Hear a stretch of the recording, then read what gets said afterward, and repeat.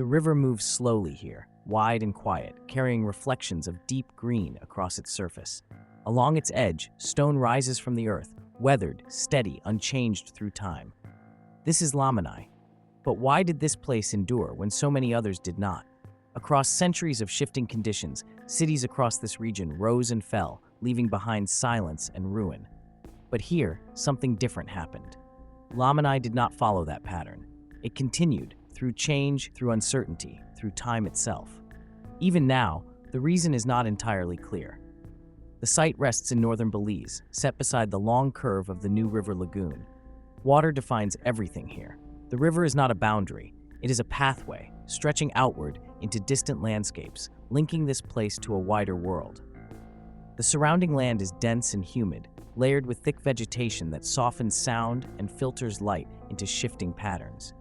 The air feels heavy, the ground rich with moisture. It is a place where movement slows, where change unfolds gradually. And within this environment, structures rise, temples, platforms, stairways, built carefully into the natural contours of the land. They do not dominate the landscape, they belong to it. Beneath what is visible, deeper layers reveal something unusual. The site was not built once and left behind. It was rebuilt, expanded, and reshaped over long periods of time. Instead of interruption, there is continuity. Many places across this region followed a different path. They grew quickly, reached their peak, and then fell silent.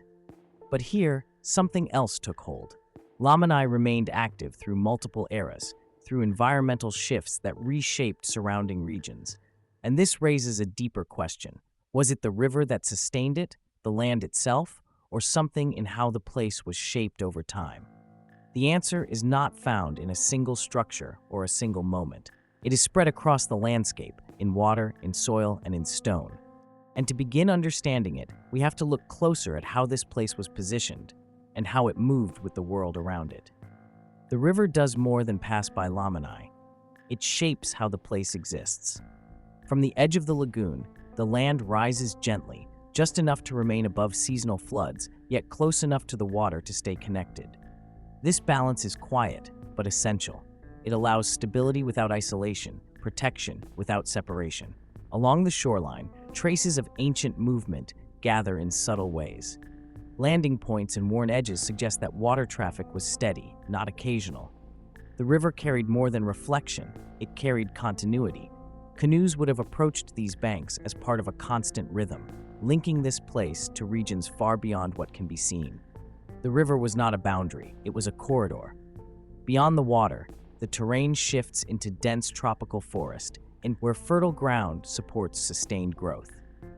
The environment here does not resist settlement. It offers what is needed: materials, shelter, and consistency over time. Within this setting, Lamanai expands. Structures rise in a pattern that follows the land rather than forcing order upon it. Temples and platforms are positioned with a sense of flow, connected by open spaces that feel natural and unbroken. There is no abrupt edge to the city. It extends gradually, as if shaped by the same forces that form the landscape around it. Some structures reach above the canopy, their stairways leading to wide platforms where the horizon opens. From these elevated points, the river appears again, a constant presence, anchoring the view.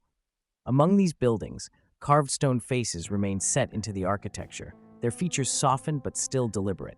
They look outward, unchanged as the surrounding world shifts. But the true pattern lies deeper. Each phase of construction builds upon what came before. Earlier layers are not erased. They are strengthened, expanded, carried forward. The city does not begin again, it continues. And this continuity persists through time. Even as nearby places begin to fade into silence, Lamanai adjusts without disappearing, which leads to a quiet, persistent question. If others could not sustain themselves, what allowed this place to keep going? The answer is still taking shape, hidden within how the city functioned as a whole. Within Lamanai, everything connects in quiet, deliberate ways. The open spaces between structures are not empty gaps. They guide movement, linking elevated platforms to the surrounding ground in a steady, natural flow. Walking through the site feels gradual, as if each step follows the shape of the land rather than crossing it.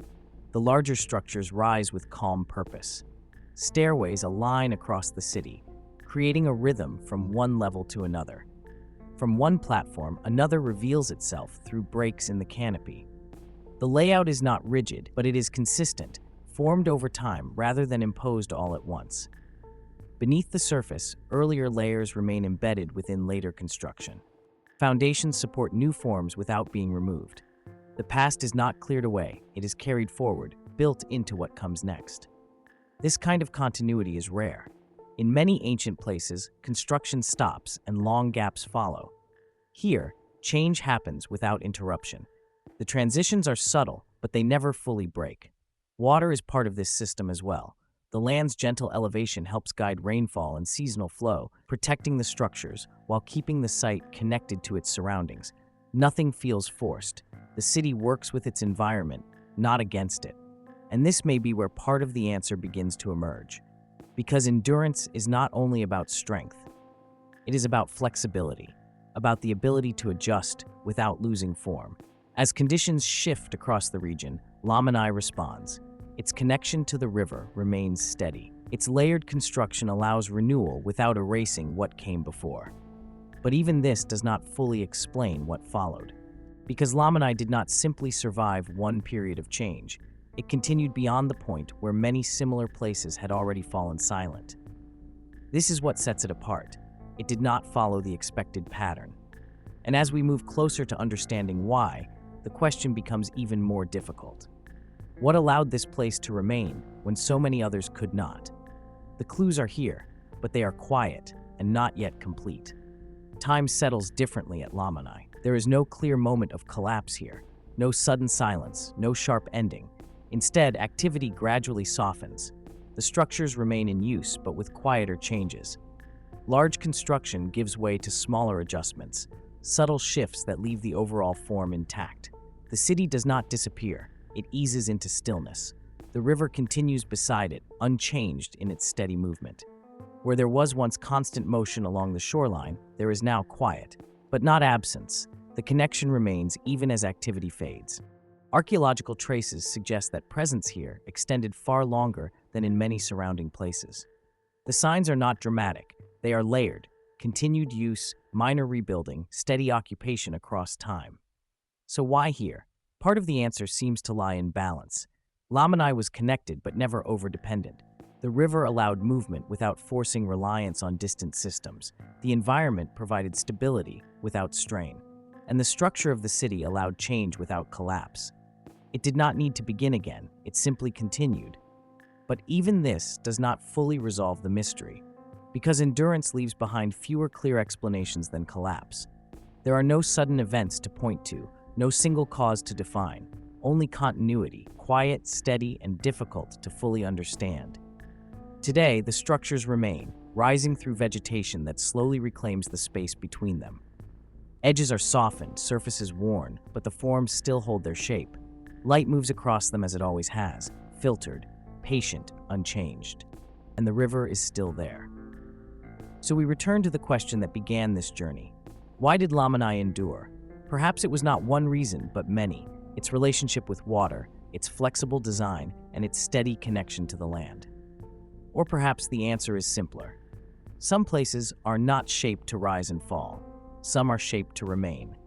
If this place stays with you, you might consider joining for more quiet explorations like this. And what do you think? Was it the river, the land, or something deeper that allowed Lamanai to endure?